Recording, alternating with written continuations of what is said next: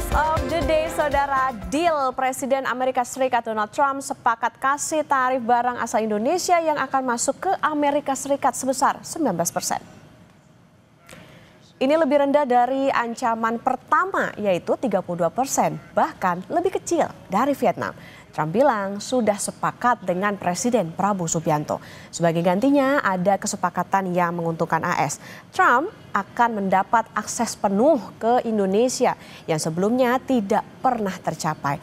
Barang asal Amerika Serikat yang masuk ke Indonesia tidak dikenakan tarif impor alias 0%. So we made a deal with Indonesia. I spoke to their really great president, very popular, very strong, smart. And we made the deal. We have full access to Indonesia, everything.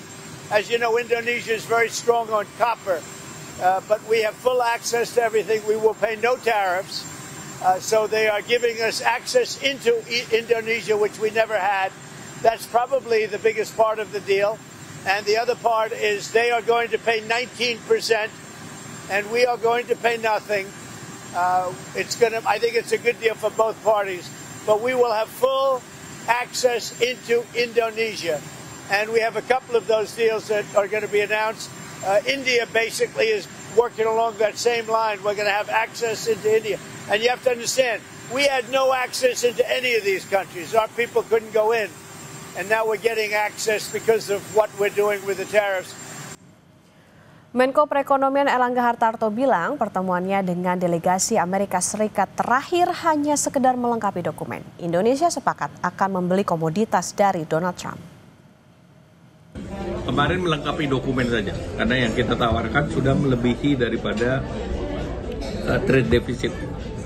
Bisa dijelaskan kembali Pak tawaran kita, Pak? Poin-poin penting tawaran kita.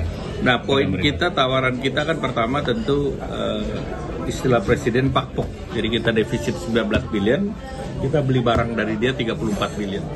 Dagang, energi kita beli 15 billion, agriculture 4,5. Itu sebetulnya sudah selesai.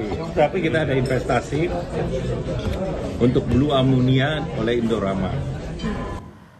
Berikutnya, saudara, Ketua Dewan Penasehat Kadin sekaligus adik Presiden Prabowo Subianto yaitu Hashim Joyo Hadikusumo bilang Indonesia tidak pernah bersikap konfrontatif terhadap tekanan asing. Pak Prabowo sifatnya bukan konfrontatif. Ya. Pak Prabowo selalu cari solusi untuk kesepakatan. Ya. So masing-masing harus kompromi. Ya, Pak Prabowo orangnya yang bersedia kompromi. Jangan kompromi. Saya kira sikap kompromi win-win. Kalau sudah ada kesepakatan, dua-duanya senang, dua-duanya pun. Jangan ada kesepakatan di mana satu puas, yang satu dendam. Ya harus merangkul. Lantas apa dampaknya bagi Indonesia dan apa interpretasi atas pernyataan Trump bagi Indonesia? Kompas Bisnis akan tanya ke Kepala Ekonom BCA David Sumual. Selamat pagi Pak David. Selamat pagi Mbak Okta. Pak David, pengumuman tarif 19% masih baru banget nih. Ini lebih rendah dari Vietnam 20%, bahkan jauh lebih kecil dari ancaman yang pertama 32% buat Indonesia. Jadi siapa yang selamat, Pak?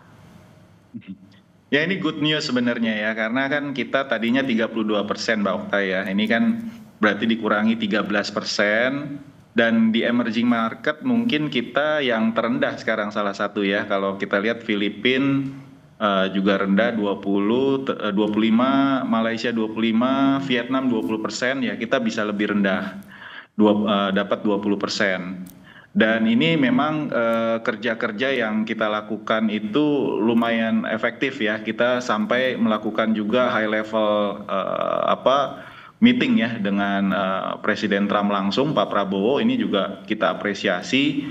Dan juga mungkin ada deal-deal lain dan juga negosiasi lain ya dari pebisnis-pebisnis kita.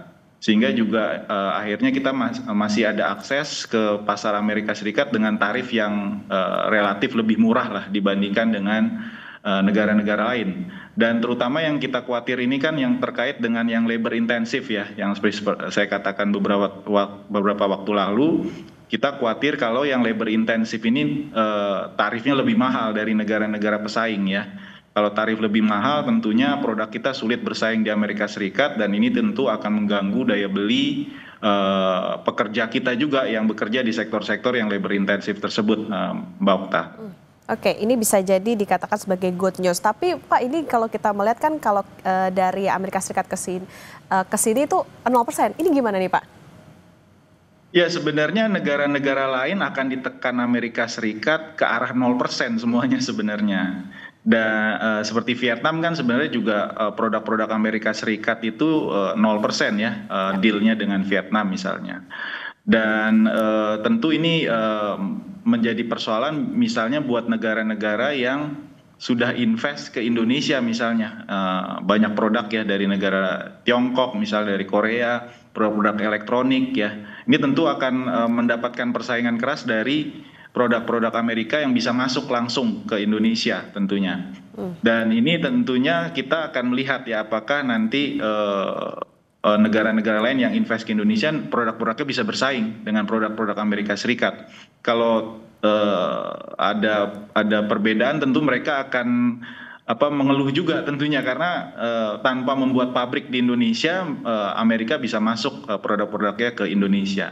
Nah, ini yang kita harus pikirkan juga mungkin ke depan bagaimana menarik investor Amerika juga pada akhirnya bisa invest juga ke Indonesia karena kan sudah dikasih tarif 0 ya sebenarnya dan full akses ke market Indonesia. Oke, jangan cuma. Kalau dari sisi surplus perdagangannya sebenarnya ini hanya trade diversion aja. Jadi tadinya kita import dari migas misalnya atau pesawat atau gandum misalnya dari negara-negara lain. Nah, ini sekarang kita alihkan ke Amerika Serikat. Jadi dari sisi neraca dagang sebenarnya tidak berubah, tapi yang kita inginkan sebenarnya lebih banyak lagi produk kita yang masuk ke pasar Amerika karena tarif kita bisa lebih rendah dari negara-negara yang lain, Mbak Okta. Oke, itu jadi catatan juga nih bagi pemerintah untuk memikirkan jangan sampai mereka cuma kirim barang aja tapi juga bisa menarik investasi langsung di dalam negeri. Betul. Pak David, kita sedikit mundur ke pertanyaan basic. Jadi sebenarnya tarif baru ini naik dari tarif yang sudah berlaku yaitu Generalized System of Preference alias GSP kan dari 0 ke 19% itu? Ya dulu memang banyak negara-negara emerging, negara berkembang yang mendapatkan fasilitas GSP. Generalized System Preference. Ini semacam fasilitas untuk masuk ke pasar Amerika dengan tarif rendah atau bahkan zero ya. Tapi ini sebenarnya sudah banyak perubahan dan banyak negara yang sudah tidak dapat akses itu lagi. Contohnya Indonesia sebenarnya sejak akhir 2020 itu kita sudah berakhir fasilitas GSP-nya dan ini sekarang sebenarnya dalam masa perundingan ya dalam 2-3 tahun terakhir ini dan kita belum mencapai kesepakatan karena belum disetujui oleh parlemennya dari Kongresnya Amerika Serikat ya. Jadi dari DPR-nya Amerika Serikat belum disetujui sampai sekarang. Nah, ini keburu Trump menerapkan tarif ya ke banyak negara. Jadi sebenarnya GSP itu sekarang notabene sebenarnya sudah tidak berlaku karena semua negara juga sudah diberikan tarif ya oleh Trump ya saat ini ya. Oke, Pak David, kalau kita kembali ke yang awal tadi, kalau misalnya barang-barang kita bisa dikatakan karena tadi tarifnya lebih rendah dibandingkan dengan negara-negara pesaingnya lagi dan bisa lebih bersaing gitu di Amerika Serikat. Nah, apa kabar surplus dagang kita nanti, Pak? Ya, jadi kita berharap sebenarnya lebih banyak lagi produk-produk kita ya karena tarifnya kan bisa lebih rendah dari negara lain walaupun marginnya nggak besar ya antara 1-10%, tapi itu tetap signifikan lah buat pengusaha untuk meraih akses dan market share ya pangsa pasar di Amerika Serikat ya. Kalau dari sisi surplus ya saya bilang tadi sebenarnya ini hanya import kan kita akan jauh lebih besar dari Amerika Serikat tentunya ya. Untuk produk-produk tertentu yang kita sudah komit untuk beli dari Amerika Serikat kan disebutkan oleh Pak Airlangga misalnya terkait dengan migas, gandum ya. Itu kan kita akan import lebih banyak. Tapi ini lebih kepada trade diversion. Jadi mungkin akan berpengaruh ke negara-negara yang biasa kita import barangnya sebelumnya. Misalnya tadi gandum, misalnya dari Australia, atau dari Amerika Latin, atau misalnya produk-produk lain, pesawat. Nah itu hanya beralih aja sebenarnya. Jadi yang kita inginkan justru karena kita ada akses dengan tarif yang relatif lebih rendah, harapannya untuk yang labor intensif ini kita bisa lebih kuat lagi ekspornya ke Amerika Serikat, mengambil pangsa dari negara-negara lain yang tarifnya lebih tinggi ya.